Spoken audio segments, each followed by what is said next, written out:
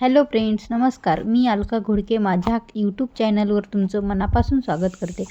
मी आज तुमच्यासाठी एक गावरान चवीची काळ्या वाटणाची फुलगोबी कशी करायची ती रेसिपी घेऊन आली आहे. चला तर रेसिपीला सुरुवात करूया.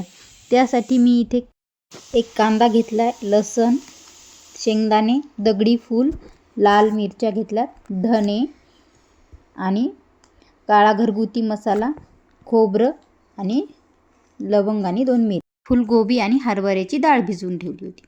आता मसाले आपण भाजून घेऊ. त्यासाठी मी कांदा सर्वात पहिले भाजण्यासाठी टाकला आहे. कांदा इथं आपल्याला असा पातळ कापून घेतला आहे.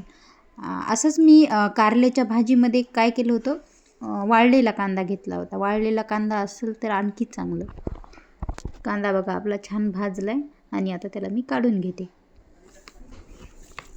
त्यानंतर मी इथं खोबरं खलबत्त्यामध्ये बारीक ठेचून टाकलं होतं. खोबरं खिसलेलं असलं तर पटकन भाजलं जातं. मी इथं ठेचून टाकले. हे बघा आपलं खोबरं पण इथं छान भाजले.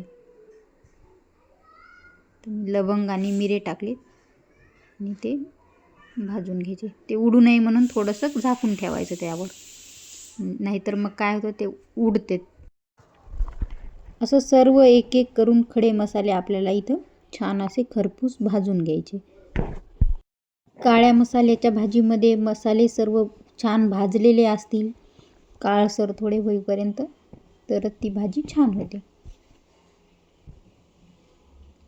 इथे मी शेंगदाणे पण भाजून घेतले छान आणि आता त्यानंतर मी दगडी फूल असं हातावर चोळून घातले.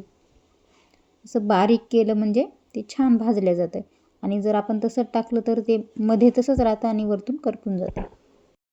आपल्याला इथे सर्व मसाले एक एक करूनच भाजायचे आणि जर आपण एकदा सगळे भाजले किंवा दोन एकदा भाजले तर ते मध्ये न भाजल्याच जात नाही.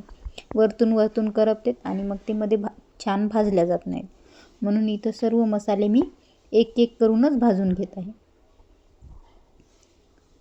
आता मी हे धने घालते.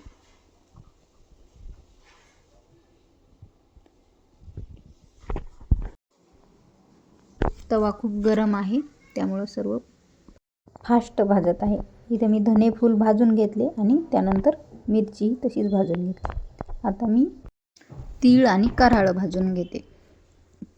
खरं तर तीळ आणि कारळं हे पहिल्यांदाच भाजायला पाहिजे बिना तेलाचं, म्हणजे त्याचं उलथण्याला किंवा आपल्या चमच्याला चिटकून बसत नाही. आणि ते कमी तेलात भाजलं ना तर ते मिक्सरच्या भांड्याला असं चिटकून बसत नाही काढताना. आता सर्व मसाले आपले इथं भाजून झाले. आपण ते मिक्सरच्या भांड्यामध्ये टाकून घेऊ आणि त्याला 1-2 वेळा फिरवून घेऊ. हे बघा असं पहिलं असं जाडसर काढून घ्यायचं आणि त्यात थोडंसं पाणी टाकून परत फिरवून घ्यायचं. म्हणजे पाणी टाकलं की आपलं मिश्रण छान बारीक होईल. हे आणखी बारीक झालेलं नाही आहे, त्यामुळे याला आपण आता परत एकदा फिरवून घेऊ. हे बघा परत मी फिरवून घेतलं आणि असं बारीक वाटून घेतलं. यामध्ये मी लगेच काळा घरगुती मसाला पण आधीच टाकून घेते आणि याला थोडं पाणी टाकून असं मिक्स करून घेते.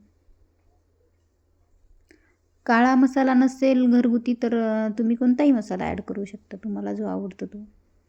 गरम मसाला किंवा मग काळा मसाला भेटतो तोही चालतो. गॅसवर कढई ठेवून मी त्यात मोहरी टाकली होती. मोहरी तडतडली की लगेच मी आपलं वाटण टाकून घेतलं.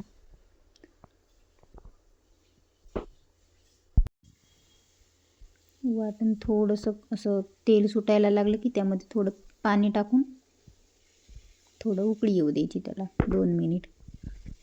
आणि मग त्यामध्ये मी ही भिजवलेली हरभऱ्याची डाळ घातली होती. डाळ छान भिजलेली असेल तर गोबी आणि डाळ सोबतच घातली तरी चालते. आणि जर भिजलेली नसेल तर आपल्याला आधी डाळ 5 मिनिट शिजवून घ्यावी लागेल. भाजीमध्ये मी आता 1 चमचा हळद टाकून घेते. काळ्या मसाल्याची भाजी म्हणल्यावर कोणी हळद यात घालत नाही. हळद ऑप्शनल आहे, तुम्हाला घालायची असेल तर घाला किंवा मग नाही घातली तरी चालेल. आणि इथे आपली काळ्या मसाल्यातली गोबी तयार आहे. तुम्ही एकदा नक्कीच करून बघा, खूप छान लागते चवीला.